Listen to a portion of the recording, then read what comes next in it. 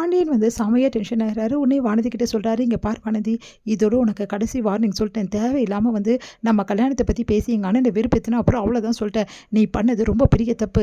உன்ன பார்க்கவே எனக்கு வெறுப்பா இருக்கு." அப்படி சொல்லிட்டு போறாரு. அது கேட்டு வானதி செமையா டென்ஷன் ஆயிடுறாங்க. உடனே அவங்க அம்மாவும் வந்து அவங்க அண்ணனும் வந்து வாங்கிக்கினியா? நல்லா வாங்கி கட்டிக்கினா கூட இவளுக்கு எங்க அறிவு வரப்போகுது? அவன் அந்த பேச்சு ரோட்ல நின்னு பேசுறான். அவன் பின்னாடியே போயிட்டுருக்கா. இதெல்லாம் நல்லாவா இருக்கு? உன்ன பத்தி கொஞ்சமாவது யோசிச்சானா அவன்?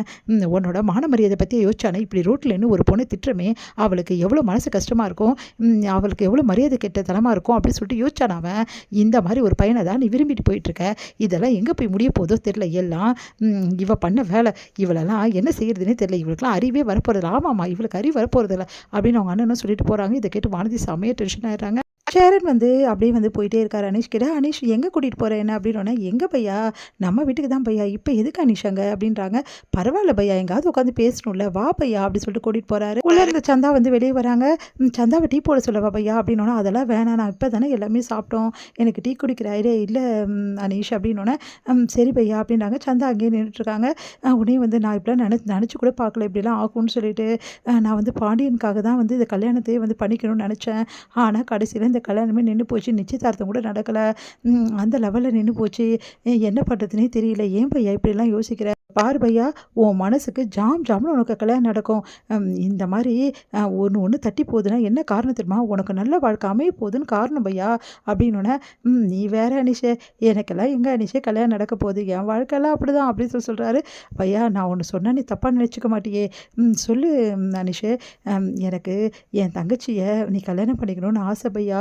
நீ கல்யாணம் பண்ணிக்கிட்டா எனக்கு ரொம்ப சந்தோஷம். கல்யாணம் பண்ணிக்கிறியா என் தங்கச்சியை?" அப்படின்னு சொன்னோன்னே அப்படியே வந்து அதிர்ச்சி அடைகிறாரு. "நீ என்ன சொல்கிற அனிஷே? நான் உண்மையாக தான் சொல்கிறேன் பையா. நீ வந்து சந்தாவை கல்யாணம் பண்ணிக்கிட்டா ரொம்ப நல்லாயிருக்கும். நான் ரொம்ப சந்தோஷப்படுவேன். என் தங்கச்சி நீ கல்யாணம் பண்ணிக்கிட்டா" அப்படி சொல்லிட்டு இருக்கும்போதே வந்து அப்படியே பார்க்குறாரு சந்தாவை. சந்தா வந்து வெக்கப்பட்டு உள்ளே ஓடி போகிறாங்க. அப்படியே வெக்கம் தாங்க முடியல சந்தாக்கு. உடனே வந்து நம்ம சேரனுக்கும் அவங்கள பார்த்துட்டு சந்தோஷம் தாங்க முடியல. அப்படியே வெக்கப்படுறாரு. உடனே வந்து இதுக்கு சந்தா வந்து வந்து சம்மதம் சொல்லணும்ல.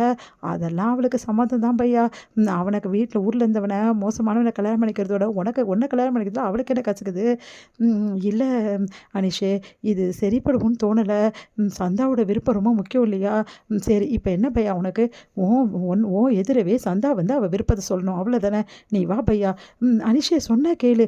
"இல்லை பையா, எதுவாக இருந்தாலும் உனக்கு கிளியராக தெரிஞ்சிடணும்ல, நீ வா" அப்படின்னு சொல்லிட்டு கையை பிடிச்சி கூட்டின்னு போகிறாரு. சந்தா, "நான் சொன்னதெல்லாம் கேட்டல நீ?" அப்படின்னோடனே, "நான் கேட்டேன்" அப்படின்னு சொல்லிட்டு ஹிந்தியில் அவங்களும் சொல்கிறாங்க. உடனே வந்து, "உனக்கு பையாவை கல்யாணம் பண்ணிக்க விருப்பமா?" அப்படி சொல்லிட்டு கேட்டோன்னே சந்தாவையே பார்த்துக்கிட்டே இருக்காரு நம்ம வந்து சேரன். உடனே சந்தா சொல்கிறாங்க, "தும்சே மை சாதி கர்ண கேலியே ஹம்கோ முகபத்தே" அப்படின்றாங்க. அதை கேட்டுட்டு ஒன்றும் புரியல. என்ன சொல்கிறா அவ? எனக்கு ஒன்றும் புரியலையே அப்படின்னோடனே, "உங்களை கல்யாணம் பண்ணிக்க அவளுக்கு சம்மதமா?" அப்படின்னு சொல்கிறாங்க வந்து அனீஷ். "அப்படியா? சம்மதம் தான்" அப்படின்னு சொல்கிறாங்க. தமிழே சொல்லிட்டா, இப்போ முக்கியம் இந்த சந்தோஷம் தானே அப்படின்னோடனே உடனே வந்து சந்தோஷம் தாங்க முடியல. "சரி, நீங்கள் இந்த விஷயத்தை போய் வீட்டில் எல்லாருக்கிட்டையும் சொல்லுங்கள். உங்களுக்கு சம்மதம் தானே பையா?" அப்படின்னோடனே சிரிக்கிறாரு. "எனக்கு தெரியும் பையா, என் தங்கச்சியை நீங்கள் நல்லா பார்த்துப்பீங்க. நான் அதனால தான் நான் இது சொன்னேன். உங்கள் வீட்லேயும் கலந்து பேசிகிட்டே எனக்கு சொல்லுங்கள் பையா. கல்யாணத்தை உடனே நடத்திடலாம்" அப்படின்னு சொன்னோன்னே, சரி அனிஷே, நான் வீட்டில் பேசி சொல்கிறேன்" அப்படின்னு சொல்லிட்டு சந்தோஷம் தாங்க முடியல. அப்படியே பார்த்துட்டு போகிறாரு நம்ம சந்தாவும் வந்து அப்படியே என்ன பண்ணுறாங்க, அப்படியே வச்சுக்கன்னு வாங்காமல் பார்த்துக்கிட்டே இருக்காங்க. அப்படியே பிரிய முடியாமல் அப்படியே வந்து சேரன் வந்து சந்தோஷத்தில் வீட்டுக்கு போகிறாரு.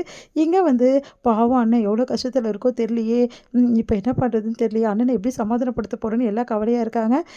சேரன் சந்தோஷமாக வரதை பார்த்துட்டு எல்லாருக்கும் ஆச்சரியமாக இருக்குது. உடனே நடந்த விஷயத்த வந்து சேரன் வந்து சொல்கிறாரு. இந்த மாதிரி அனீஷ் கேட்டோன்னு எனக்கு ஒன்றுமே புரியல. சந்தாவையே கூட்டின்னு வந்து கேட்டான். அப்போ சந்தா வந்து என்னை கல்யாணம் பண்ணிக்க விருப்பம்னு சொல்லிட்டு ஹிந்தியில் சொன்னான். அது ஏதோ சொன்னா, எனக்கு ஒன்றும் புரியல. "தும்சே மை சாதி கர்ணைகளையே" ஏதோ சொன்னா அப்படின்னோடனே, பரவாயில்லண்ணா, இந்த அளவு ஹிந்தி பேச ஆரம்பிச்சிட்டியா? அவள் அப்படி தாண்டா சொன்னா அப்படின்னோடனே, "அதுக்கு என்ன அர்த்தமா? கல்யாணத்துக்கு சம்மதம்னு அர்த்தமா? என்னை கல்யாணம் பண்ணிக்க ரொம்ப விருப்பம்னு அர்த்தமா?" "அப்படியா சந்தா, அப்படியா சொல்லிச்சு" அப்படின்னு சொல்லிட்டு சந்தோஷம் தாங்க முடியல சோழனுக்கு. எல்லாருக்குமே ரொம்ப சந்தோஷமாக வந்து ஃபீல் பண்ணுறாங்க. நிலாவும் வந்து, "அண்ணன் எனக்கு ரொம்ப சந்தோஷமாக இருக்கிறேன்றாங்க."